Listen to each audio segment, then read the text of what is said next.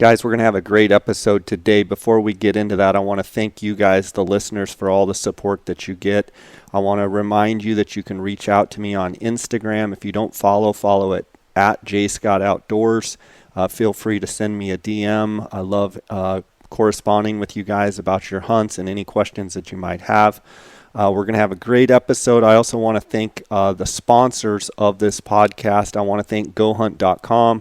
Cody Nelson, my friend of 20 plus years. He's the glassing guru, the optics authority. He's the optics manager over there at GoHunt.com at the gear shop. You can reach out directly for info or for sales at 702-847-8747. You can also email him at optics@gohunt.com. He also gets texts from my listeners on his cell phone, 602-399-3699. Feel free to send him a text if you're looking for a certain tripod or binocular or spotting scope or rifle scope, anything to do with optics. Give Cody Nelson a call or a text. I want to thank GoHunt.com also and remind you guys that the GoHunt maps, the mobile app, mapping apps, are now available on iTunes and Android. They have real 3D. It's awesome 3D mapping on these mobile apps. You can get a free trial, a 7-day free trial, by going to gohunt.com/JScott. You can also check in the show notes. I'll have it linked up. You get a 7-day free trial. That gives you access to everything in the Insider, as well as let you look at the mapping apps both on the desktop and on your phone. You can also sign up by going to gohunt.com and just use JScott, and that's going to save you $50. You're actually going to get a GoHunt gift card, $50 GoHunt gift card when you sign up. So go check it out. Also want to thank Coues Ultralight Hunting. That's the gear that I wear on all of my hunts. Go to Coues.com to order the gear right there that are direct-to-consumer model. So that's the only place you can get the gear, as well as phonescope.com. Use the JScott21 promo code, and you're going to get a 10% discount. Guys, let's get right to this episode. And again, thanks for listening. Guys, welcome to the J. Scott Outdoors podcast. Today I've got Tim Winslow of Arizona Trophy Outfitters on the line. Tim, how you doing? Hey, I'm doing great, Jay. It's been an awesome rainfall year. Yeah, the last time we talked, it was prior to the rains, I believe, in late spring, early summer, and you were headed to Alaska later that in a month or two, and then you've already gotten back from that and conducted some Coues deer hunts already. Oh yeah, definitely. I was hunting Dall sheep and brown bears and moose, all the while paying attention to the rainfall every single day. And I had multiple buddies. I have a buddy named Eddie from Piranha Bowstrings, and he was sending me updated texts via my satellite inReach in Alaska, letting me know the rainfall that was happening down in southern Arizona. So yeah, it's been awesome. It's been an awesome rainfall year. That's fantastic. Tell us a little bit about how your Alaska trips went, and then we'll dive into the Arizona stuff. Yeah, so August and September are really, really just all about Dall sheep hunting and moose hunting and grizzly hunting for me, and it was really, really cool. I mean, I had another couple grizzly and brown bear bow hunters that were just amazing. Had an awesome time. We ended up shooting a really nice grizzly at like 18 yards with a guy, a 65-year-old guy, and it was just a pretty mountainous hunt. I mean, anytime you pick up a bow, you've got to be ready and be physical and be able to go on stalk after stalk. And guys that come out ready and prepared to hunt Alaska, they really get their money's worth, because we don't pull any punches.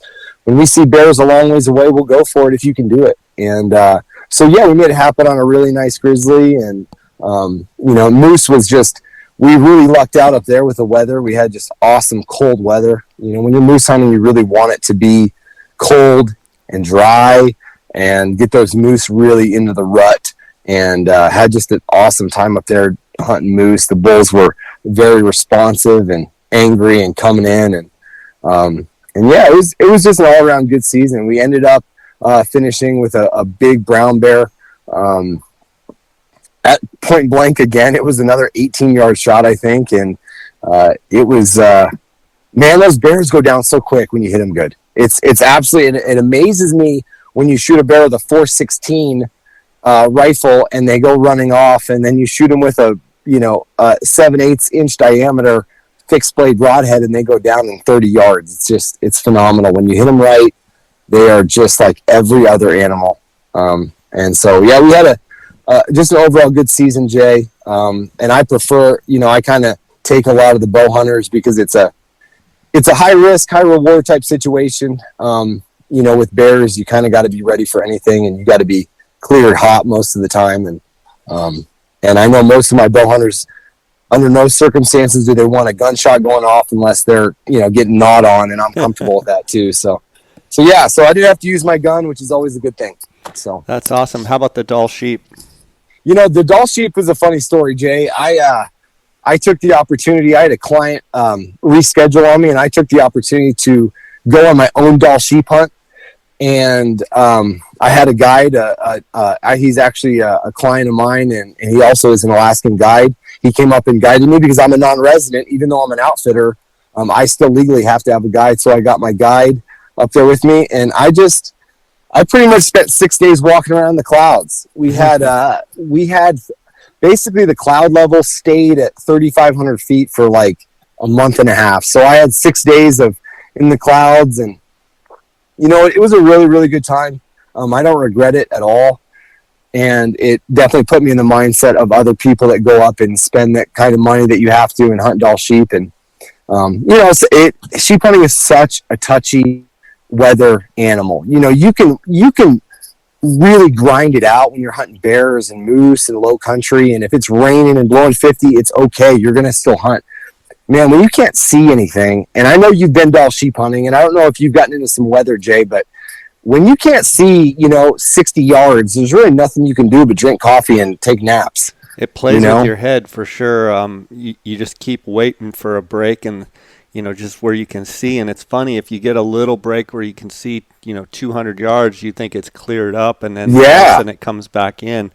That's got to be a very stark contrast to being in Arizona and lots of clear skies where you can see forever. And then having that experience where you're guiding up in Alaska as well. Yeah, it is a very stark contrast.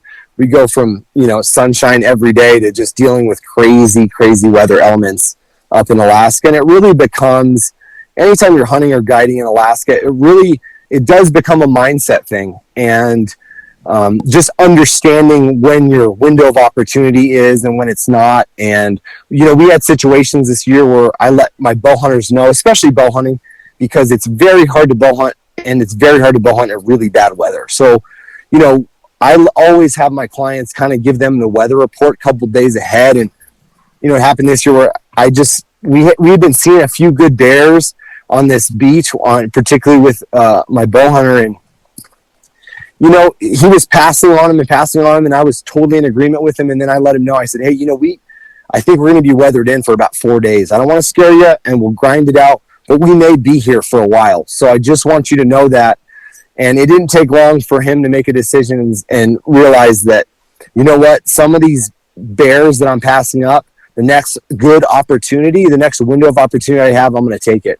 And that's what we did, and he shot a really nice bear, and he doesn't regret it because we barely got out in the little Super Cub, and the rest of the guys in camp were weathered in for like 4 days. So, that window of opportunity in Alaska hunting is a lot different from hunting in Arizona, and it just it gives you some perspective on how good we have it here. We don't get snows and stuff like they do in even high country mule deer hunts in September. I've been blizzarded in on, hunting Region G in Wyoming and stuff. And it's like, dude, it's September. Like, it's September 1 or, so. Well, let's talk about Arizona and when you got back, how everything had greened up. What are the conditions like out there? Oh, man. It is out of control. The growth, I've never seen the growth so abundant, especially in southern Arizona. Southern Arizona, honestly, I think it got rain every single afternoon for like 3 months. But some of the plants and trees are well above head height, where normally they would be like at your shins. So, as you know, more water creates more room for deer to spread out and create some space, and not every deer and lion is huddled up at one water hole. So the hunting conditions definitely changed from last year, because last year we had a stark opposite situation in that there was very little water and all the animals were kind of condensed around the same water holes. And so, yeah, it's creating a very fun, challenging season for us, because we know the bucks are big because they got enough growth and feed. Now we just got to find them. So the you've already been on some October hunts, and I believe you're headed here here in a day or two for the November Coues deer hunts kicking off. How was the October season? How was the deer movement? You mentioned the deer were spread out. Talk a little bit about the conditions in October. Yeah, so the first October hunt, we actually had, from a wind standpoint, it was great. We didn't have very many high winds. The moon was pretty full, as it usually is in that first October hunt, which did make things a little bit tricky. Deer movement was very, it was definitely different. I would say that most of the Coues deer were up very early and very late, and then spotty in the middle of the day. They were just kind of up and moving. But we had a really good camp. Everybody shot Coues bucks. We had actually 3 hunters that were first-time deer hunters shoot Coues deer, which is such a cool thing to have and be a part of. And I think all of the guys were over 50 years old. So it was really cool to see that. And we had a couple misses on some really nice deer, as you know how that goes. I mean, that's just hunting, and it's that's just the way it works when you're trying to shoot an animal that's very, very small and usually pretty far away. But how would you say antler growth is? Did you see enough quality deer to make a judgment on, is it average? Is it above average? What do you think? Yeah, so I can't make a 100% decision right now, Jay. I need to see a few more deer, but I would say it's above average for sure. I would say that the deer that we saw that were like in that 70-inch category last year were in that 80-inch category. The deer that should be over 100, that were kind of like floating in the high 90s last year, are definitely over 100 this year. So again, I'd like to look at a few hundred more deer just to make that determination. But I would say overall, it's an above average antler growth year for sure. Okay, with this season kicking off this weekend, I believe Friday starts the hunt. Yeah. The new moon is on Thursday. Yes. So you have the total opposite, where now you have a situation where it's dark moon conditions. Yes. Talk about your expectations as far as deer moving. What times of the day do you think they will be moving and such with that new moon? Yeah, so part of the moon and with all this growth, Jay, is that there is water everywhere, and that also means there's also shade everywhere. I was noticing a lot more deer on areas that would most of the time would not have the cover and we wouldn't focus on, but now there is cover, and the mesquite trees have grown over, or the palo verdes, and so the deer in a lot more areas that are south facing or west facing, more so than normal. And so that does kind of make it a little bit interesting.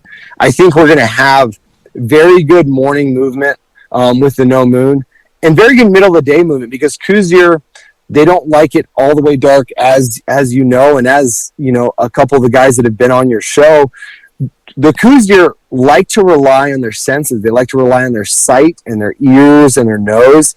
And when they go into water and they go feed, they would rather do it in the daytime, where they can see and hear and smell. So I think we're going to get really good movement during the day, all throughout the day. And I think it's going to be pretty good as far as temperatures. I think the temperatures are going to be pretty level. I think they're going to be in the low 40s in the mornings in certain areas that kind of we're hunting. In some areas, it's going to be in the 30s. And it's not going to get too hot, and it's going to be pretty stable. So one factor I really focus on, too, is the wind. You know, that really determines kind of where we go most of our mornings, is where the wind is blowing or how hard it's blowing. So that obviously determines our day to day. But the forecast right now, Jay, I expect hunters that are starting this Friday to see a lot of deer movement and to get their eyes on some really good Coues bucks. You talk about wind. I'm going to ask you a question. If you see wind blowing out of a certain direction, does that make you want to glass in a particular area or a particular direction as well? Yeah, 100%. So tell me that. Typically, it's kind of like the sun. So anytime you set up to glass for Coues, you should be glassing into the sun and into the wind. And sometimes they are at the same time, but so when you're glassing into the sun, that typically means you're glassing the shadier sides of a mountain, like that northeastern face or that true north face. And same with the wind. If the wind kicks up and starts blowing, if you're being comfortable and you're getting out of the wind and you're glassing into the wind, you're probably not glassing in the right direction.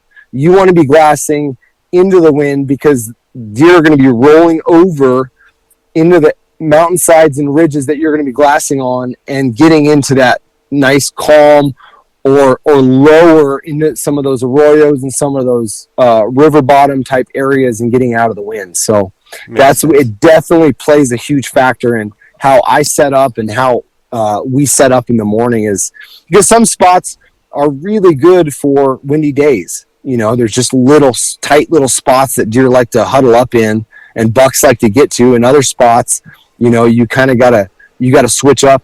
If you're going one area, that whole north face is going to get blown, then you got to switch it up and go somewhere else that the wind is a little bit more favorable.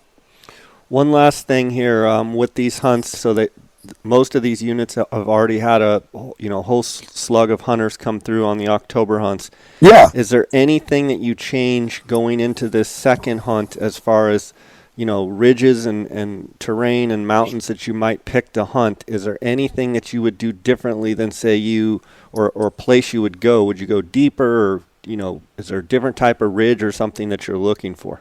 Yeah, so here's a little for guys that are starting hunting this weekend.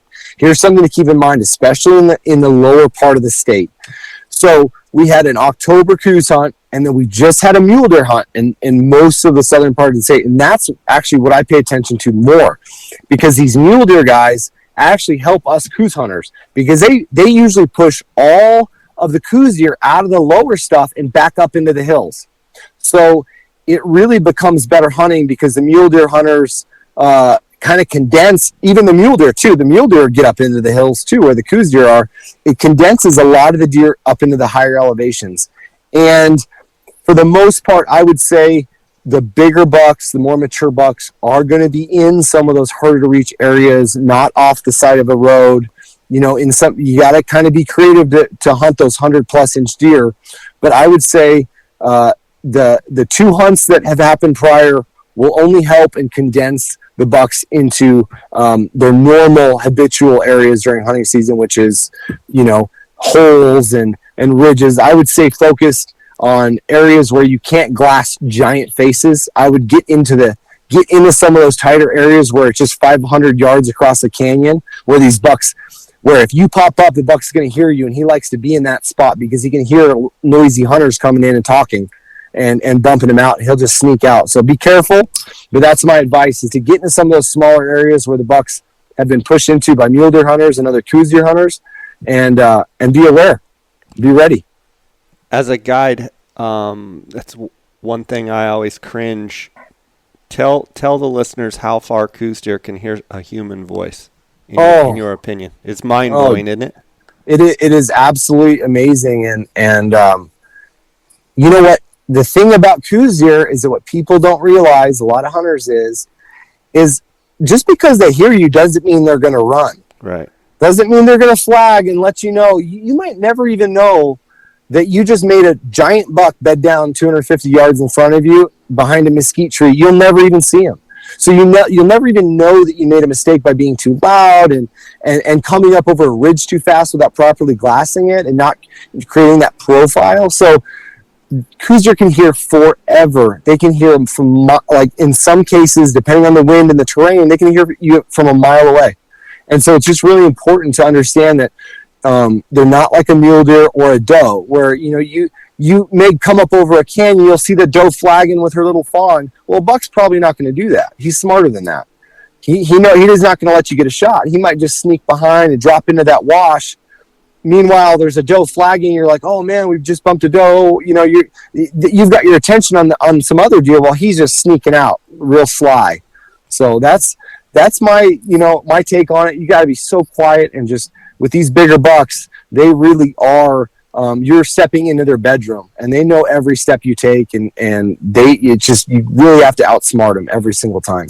With the grass being so tall, so you've got a situation where a lot of our grasses out there are very tall. Is there a certain angle at which I like looking down rather than looking up? I'm curious your thoughts on when the grass is tall, an angle that you like. Yeah. I prefer kind of looking on that downward side. Really a lot of it, Jay, depends on how the sun is hitting a certain ridge. Because if the sun's giving it that good light, it's really catching antler glare. There's a lot of times that we find bucks in this high grass type seasons where we're looking for how that sun is hitting it in a way that we can see antler glare and look at it. But yeah, I like looking down and kind of a lot to the side of some of these big grassy hillsides, because they can't hide as good. They a lot of times when you're looking down on it, they do give away their profile a little bit better, and you've got a little bit more of a bird's eye view on them. Whereas you're looking up, you're really trying to deal with some of the topography. A little tiny hill on the mountain will cover them up completely, and some of those little cuts and little grooves, they can just hide behind forever, and you won't see them if you're looking up at them. Right on, man. Are you still doing the drop camps where you take people in on horses and mules and stuff? Yeah, we're doing that. We're setting guys up in wall tents and stuff, and just putting them in some really good areas where we say, hey, we give them a scouting plan and cutting them loose. And a lot of times guys will say, I want to go back in wilderness areas and go back in. So that's really what we're trying to get guys that are hardcore hunters, that are capable of being safe and making good decisions in the wilderness by themselves or with a buddy, and really giving them the best chance of success without necessarily having a guide or somebody, telling them where to go specifically every morning, but just giving them a good place to start and letting them have the full Coues experience with a little help on the side. If they need help packing out a deer, or if they have a flat tire, we're just a phone call away. But yeah, it's been a good season so far for our drop camp hunters too. Awesome, man. Well, I know you're busy today. I appreciate you spending some time. I want to give you a chance, and I'll also link it up in the show notes, how guys can reach out to you for a guided hunt either in Alaska or Arizona. Yeah, you can just go to my website, ArizonaTrophyOutfitters.com or dropcamphunts.com, and whatever you're interested in, just hit me up. My Alaska hunts, you can hit me up on either one of those two. They're more of an availability type situation. We're booking a couple years out for some grizzly bear hunts and Dall sheep hunts and moose hunts. So it's good to just give me a call. I know some guys are very interested in drop camp moose hunts and DIY moose and caribou. So feel free anytime. Give me a call or shoot me an email, and be easy on me because I'm driving in and out of service during hunting season, but I will get back to you guys whenever I can. So that's the best place. Awesome, man. Have a great hunt this weekend. Thanks for coming on and sharing with us. Hey, thanks, Jay. I really appreciate it. And good luck to all the hunters out there. Shoot straight. Take care, buddy. Take care. See ya.